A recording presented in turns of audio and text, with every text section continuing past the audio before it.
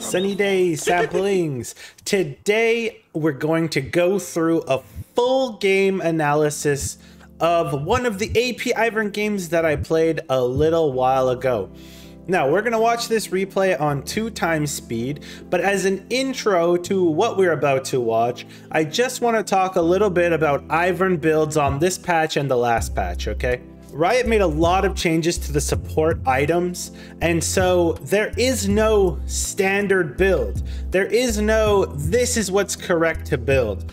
People have been finding success with Moonstone, people have been finding success with Shirelles, people have been finding success with Guardian, people have been finding success with Summonary.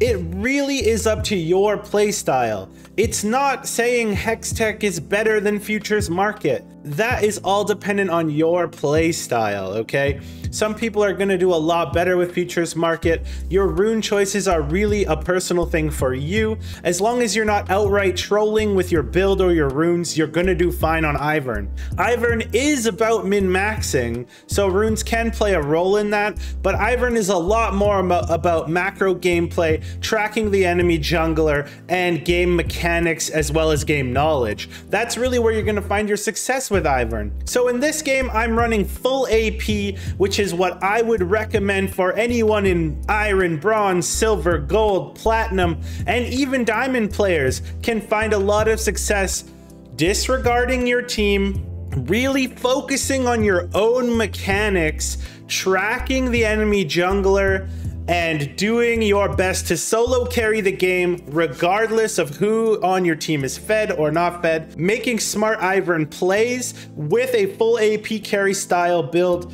is going to help you win a lot of those games that might feel unwinnable with Moonstone or Shirelles, etc. So let's jump into the replay here, and I'll show you exactly what I mean by full AP carry IVERN style. What do we have in this game? We have Wukong, IVERN, we have Corki, we have Varus, we have Pantheon versus Gwen, Evelynn, Cho'Gath, Twitch, Lulu. So Twitch Lulu is a very tough bot lane. It's hard to gank, but we have nice setup with the Pantheon Varus.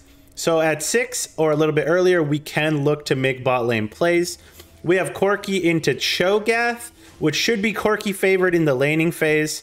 And then we have Wukong into Gwen. So IVERN does a really good job working with melee bruiser champions. So if we pause the game right here, I'm going to make sure that we are only looking at my POV here, IVERN. If we're trying to strategize for this game, we have a really good matchup into Evelynn. IVERN does really well into Evelynn early on and at level 6. And we have nice ganking lanes top and bottom with mid prio. So when you see that kind of setup with mid prio, for example, and winning strong lanes, you have a lot more agency in the game for yourself, and this is the perfect kind of game to try an AP style build. Now, when you're going into a game and you think you have the better team comp and you want to leave yourself open to that, I would suggest taking Aerie over Guardian in that scenario, because Summon Aerie can work both with a support build or an AP build. So if you start snowballing, you can run that AP build with Summon Aerie, but if things start going awry and you start getting behind, you can switch over to support items to try and come back and win the game, which is what support items are really best at. If you go Guardian, you're pigeonholing yourself into using support items because that's the most efficient with Guardian, right? And you have no offensive capabilities. So that's why we're running Summon Aerie in this game. Is there a way for me to show the runes here? I don't really know. Does the scoreboard show it? I don't really know, but I usually take Summon Aerie, Nimbus Cloak, Transcendence Water Walking, and then my secondary here, I believe I am taking Domination Tree and I'm taking Cheap Shot and Ultimate Hunter to get as many daisies as possible. So I really like that rune setup, especially if I'm going for an AP style build. And so let's get rid of the scoreboard again. And yeah, I'm going to run this on 2x speed just to get through it a little bit quicker than the game. The game's not very long. I think the game's about 23 minutes. And I'm going to talk my way through my thought process as we go. So here we go, 2x speed. Actually, maybe we just do 1x speed. So our invade got spot out immediately, which really I was okay with. I think on Ivern, invading is kind of bad, usually, because if the enemy's spotted out... Why is this not following him? If the enemies spot out the invade and they force you to split map, you're really just down camps, and that never works out. So my Varus wanted to keep going. I dropped a ward, swapped over to Sweeper. Sweeper has infinite value. Sweeper has infinite value for Ivern, especially against Evelyn. And they have a Twitch, so Sweeper just doubles there. What I didn't notice was they did indeed ward my blue here. So if we pause and we take a look at the minimap, we see we have a ward on their blue as well, okay? So that's going to prove very important. We're going to run through the standard clear here.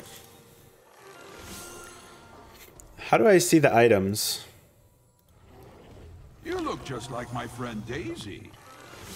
So you see we have the Sweeper, we have the refillable, we have the... I'm being pinged out on the map here. And like I said, our mid lane had prio. Now, if we pause here, we can see we have a ward here. Our support put it down. And we see Evelyn goes to the Gromp, okay? So Evelyn's can do a couple of things. Usually they full clear, but sometimes they like to cheat camps and get off an early gank, right? So our Wukong's playing really fast and loose here. I was kind of expecting Evelyn to go buff and cheese gank, but a good Evelyn will full clear. So we see Evelyn's on Gromp here. That signals to me while I'm farming that she is full clearing, and Evelyn's full clear is pretty slow. So what am I gearing up for? I'm gearing up for an invade on her red buff, because I'm going to be able to mark my camps a lot faster than she's going to be able to full clear. And because I know they put most of their wards on bottom side, it's unlikely for it to be warded out. So I'm doing the standard clear here.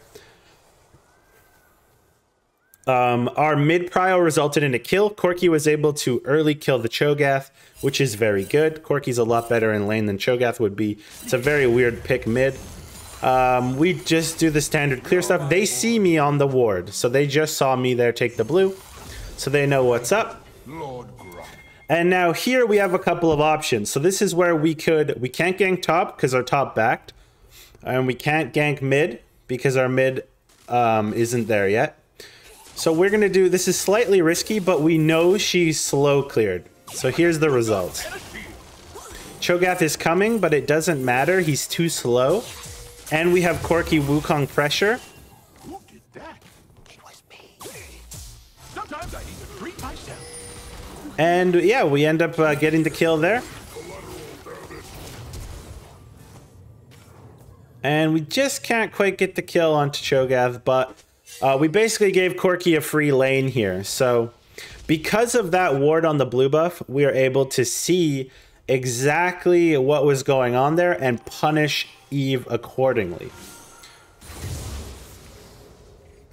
So now we're going to do the old... Well, we're going to try and double scuttle, but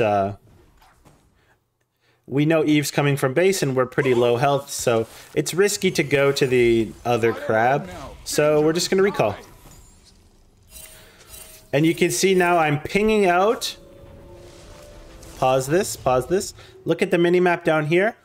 I pinged out exactly where Eve should be, and my bot lane is respecting that.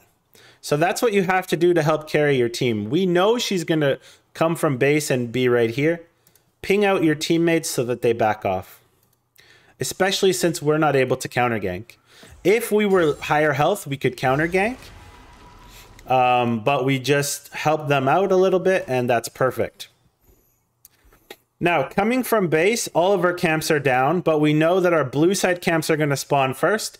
So we are going to play towards the strong side of the map for us, which in this case, all 3 lanes are winning, but Wukong is way ahead.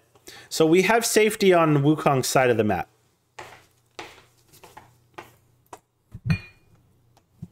Thank you. Welcome. What is that? Dog leash? No, it's from Google. Okay.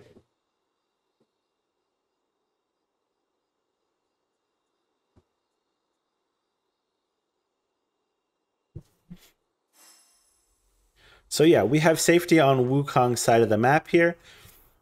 And we see that this is going to be spawning Eve's chickens. So what we want to do is, we're assuming that she's clearing her blue side of the jungle because we know she just took the crab and that's where she's most likely to be. But we know that instinctively in our head. We don't actually see her right now, right? So what do we want to do? We want to track her movement. We want to figure out where she is. We know her chickens or her raptors are coming up. If we put a ward here, she's going to cross it. We're going to see her.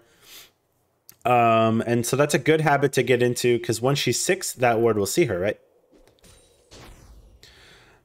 But since we don't see her on the ward and her chicken spawned, why not just use our smite to take it away, right? So now we are limiting her potential. We now see her on the ward and we're able to take that camp away from her while tracking her at the same time. So invading enemy raptors is a very good habit to get into on Ivern. We want to clear down towards the bottom side, so we're going to clear our grump and then move over to our wolves here. Because we want to make a play for dragon and Wukong is in the base, right? So we need to get down to bottom side. Unfortunately, our bot lane died, so that changes our path. Now that our bot lane died, we see Cho is pushed up, and we know Eve is still clearing, most likely her Krogs, because her red's not up and we took her raptors. So now we can make a play here. But little did we know, our Corky's cracked. He had it the whole time. And yeah, we just help him out there, and we can go back to clearing our camps. One thing here we could have done better is help Corky push out that wave, because if Eve was following, she could have got a free kill on Corky that we could have prevented, which is what we should have been doing there. So that's a mistake that I do see.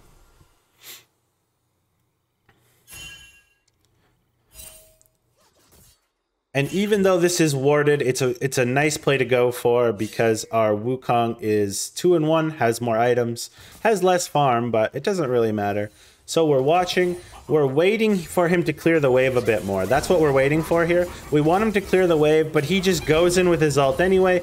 His ult does end up clearing the wave, but he took a lot of minion damage. But we end up getting the kill. So that's fine. I was hoping he would just wait a little bit longer to and clear the wave, because minion damage can kill both us and him and might end up losing us the trade. But now we got the kill on Wukong. Our mid lane's 2-0, and our bot lane does have pressure, but we are now in the base. So one thing we could do here, which you see that we're doing right now on the minimap, is we're pinging out the dragon area. So we think Eve is somewhere in this area. We can see in the replay she's up here, but we don't know that in the game.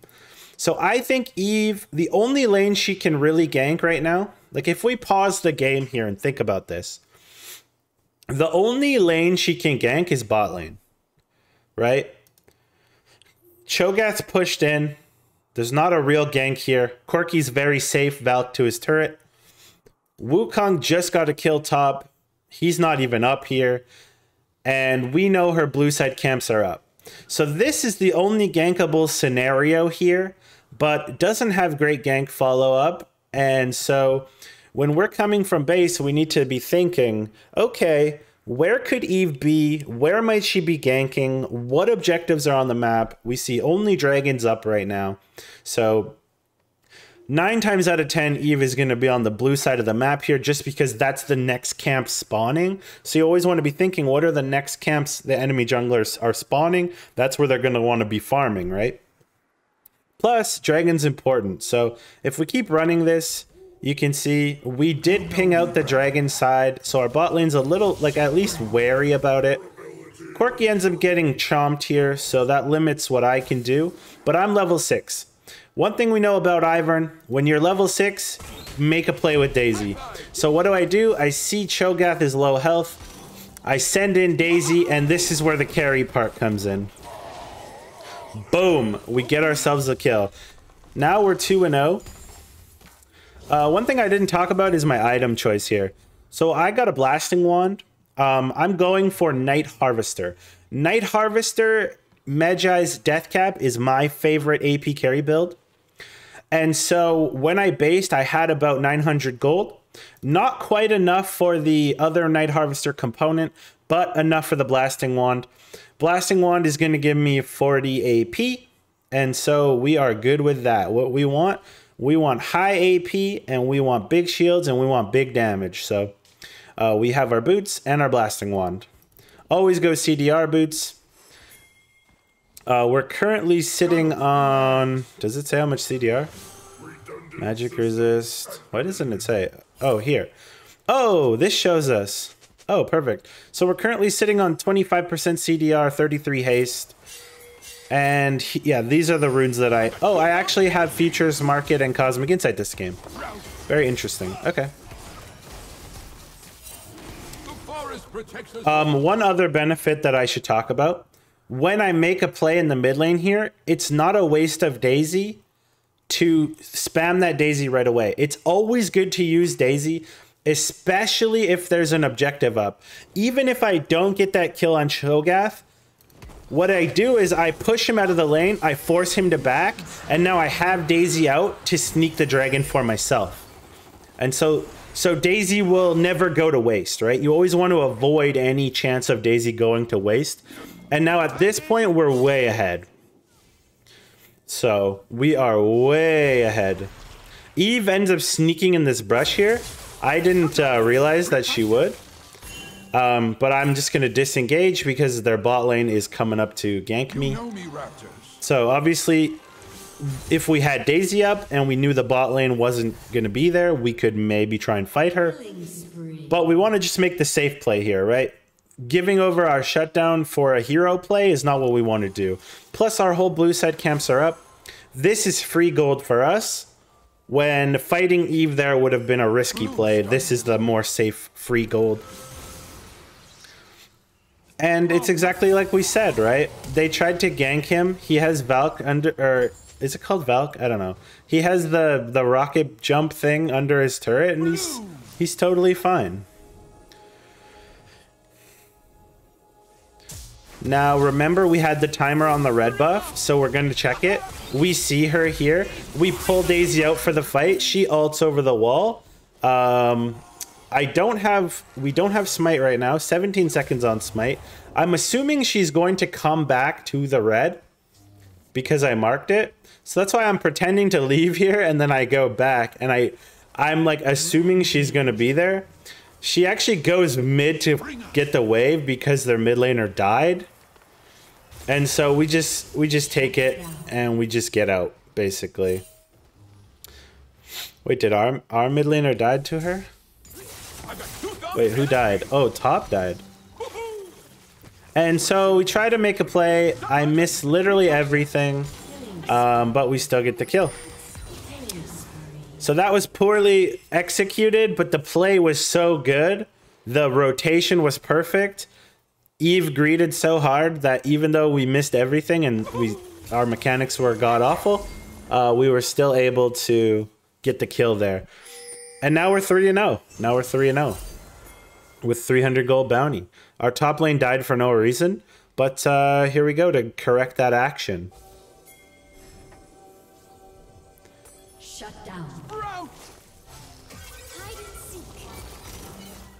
So we get the slow off.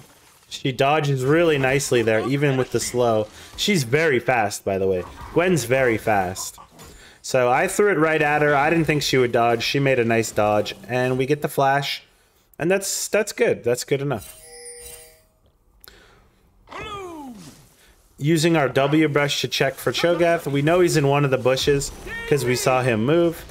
We pull out Daisy because there's going to be a fight here. We got Corky on the way. Just keep kiting him. Just keep kiting him. And Corky does the rest. Our Pantheon ends up coming up to help. And now we use Daisy, and we use Daisy for the objective. We use Daisy for a fight, translate that into the objective, right? So that's kind of how I think about using Daisy quite often in the mid game. And that really helps out. That really helps out. You can see our farm totals right now. We have almost the most in the game. Other than Twitch and Gwen, I guess. So we have the most on our team, which is surprising for some reason.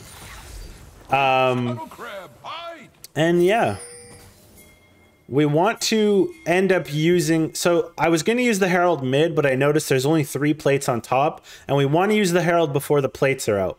So the Herald's going to give us both first tower and extra plates. Our Wukong's quite strong. We end up getting the kill. We extra shield him. And now we can, we dive top, get the tower. The proactive play here. Our bot lane ended up dying, and you can see Twitch is now 3-2. He's who I'm most scared of in the game right now, Twitch. But we got a huge gold swing here for our Wukong. And so the Ivern Wukong Corky combination is really, really good. Another thing about Corky on your team with Ivern is he works really well because at level 6, Corky can utilize both the blue buff and the red buff. Makes his laning phase really powerful, and he has good late game scaling. So the fact that he's a really good mid to late game champ that can utilize all of the buffs effectively, he's really nice pairing with Ivern. Yes, true, he's not melee, but it doesn't really matter. So now Eve gets caught here to our jungler. And we're running down here because we want to get our red buff and get the dragon. We just got to pick on Eve.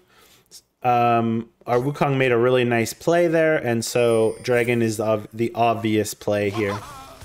Nothing too groundbreaking about that. Kill enemy jungler, get dragon. All of our camps are indeed up. So after this, when you're jungle pathing on Ivern, you want to be as efficient as possible. So if we pause the game right here, look at the minimap. Look at the minimap. All of our camps are going to be up. So what are we going to do? We want to swing clear. I like to call it swing clear.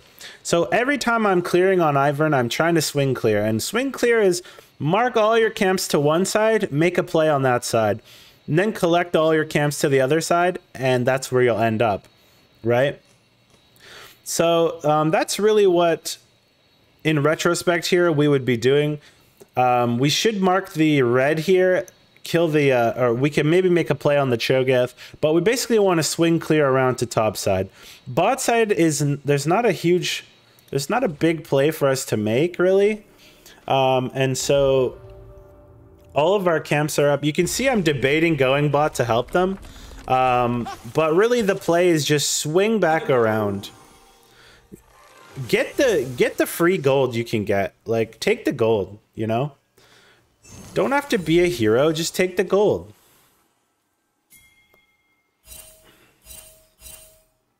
Okay, what am I doing here? This looks like I'm just wasting time, but our Varus died to Twitch under tower here. And so Pantheon wanted to make a play. And so we end up getting a pick. I don't think this is necessarily the best play. This is probably not what we should be doing, but pushing the wave in and trying to stifle Twitch as much as we can isn't bad. But I would have liked to see us farm our blue side. If I was coaching myself in this moment, I would have said, that's a risky play, go farm the blue side instead. The free gold is just standing there right now. And we leave ourselves open to Eve here, right? I missed the Q. And this ends up turning into a big fight. Notice we do have the Night Harvester now, so we're doing a lot of damage. But I don't have any mana. So the play works out because my team rotated. But if my team doesn't rotate there, Corky doesn't come, it's a pretty risky play. I would argue against this play specifically. But because the score is 20-9, you can get away with it, right? And that's not what we should be focused on. That's not what we should be teaching, right? These camps have been up way too long. So when you're watching your own replays, that's something you need to look for, right? Am I farming my camps efficiently? This bot lane play netted us the tower and a few kills, but we had no mana the whole time. It was super risky, and we left standing gold up here. If we all die down here, the game is back to even, and we basically throw away our whole lead. So definitely want to keep that in mind when you're evaluating whether the play you made was correct or not.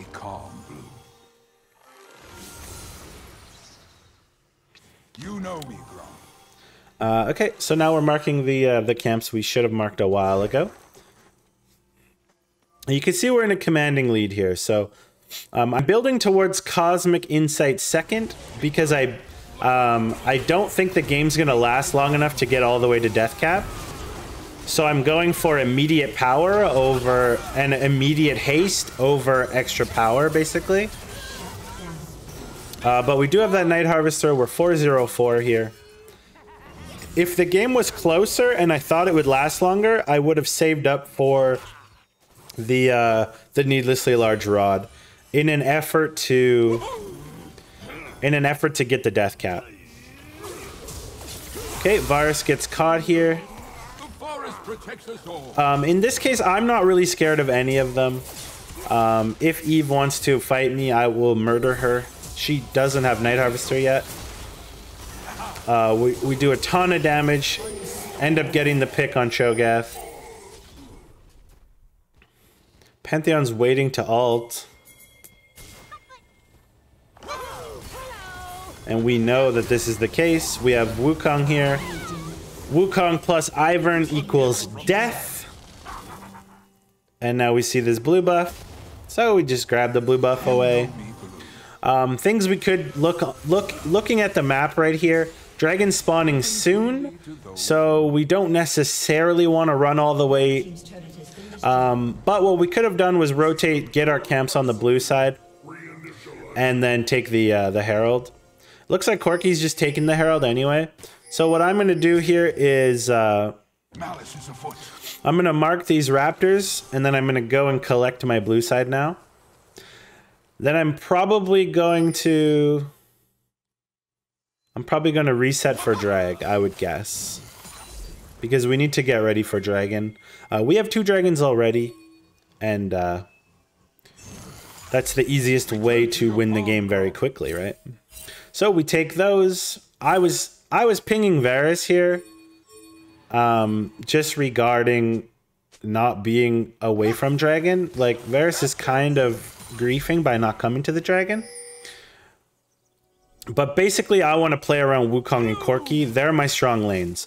I don't really care about the 0-5 Varus, other than the fact he's an extra body for the enemy to want to kill. But even though my Varus is really, really bad, I'm just here to carry with Wukong, right? So whatever Wukong does, I'm shielding. Whatever Wukong is... Like, we were able to get the shield onto Wukong. We're following Wukong here. He is the guy. And so I'm a little bit nervous Eve's gonna kill me, but then I finally see her, so now it's time to help Wukong. And in these team fights, what you're trying to really do mechanically is have yourself, a buffer zone, and then Daisy. And you want to be shielding Daisy because an AP style build scales Daisy's health, scales Daisy's armor, scales Daisy's MR, and Daisy's damage. But it also scales your shield damage on Daisy, and Night Harvester procs off of a shield on Daisy, but it doesn't proc off of a shield on an ally. So you're basically making a Daisy bomb. That's the idea, right? Now, I know this Varus kind of sucks, and I don't really want to die for him, so that's why I'm playing it safe. Pantheon comes in to save the day. But yeah, essentially you're making a Daisy bomb and you're playing around Daisy the whole time. See, Daisy's my bomb. Daisy's the damage. Once the shield's off Daisy, disengage, keep her alive, put the shield back on her for extra pressure, and now you're like a zoning, you're basically a zoning Ziggs at this point. That's really what you're trying to do. Right? You're zoning with Daisy, zoning with Daisy. And Daisy's your strength, Daisy's your power in this build.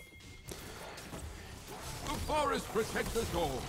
If you go Cosmic Drive second, you get more haste but less damage. If you go, you see here I have 10 Darkseal stacks, so really I'm just gonna go Medjai's next. But if you go Deathcap over Cosmic Drive, you're making that pop on Daisy's shield stronger, you're making Daisy's health stronger, you're scaling your AP exponentially as opposed to getting more haste. So with Cosmic Drive you'll get more shields, with Deathcap you'll get stronger shields. That's basically what it boils down to. You can see there on the timeline. So with this build that I have right now, Daisy has 2600 health on spawn. If you get a Deathcap, she gets over 4000 health by the late game. But a lot of the games aren't really lasting that long, right? And so you got to do the most that you can on 2 to 3 items, because it's really rare that you play a game that's going to go all the way to 5 items, right? Or 6 items or whatever. So now we have the other 2 inhibs. We have the we have all of the pressure, we have a big minion wave, we have all the strength, we get a pick here, and we're able to close it out cleanly.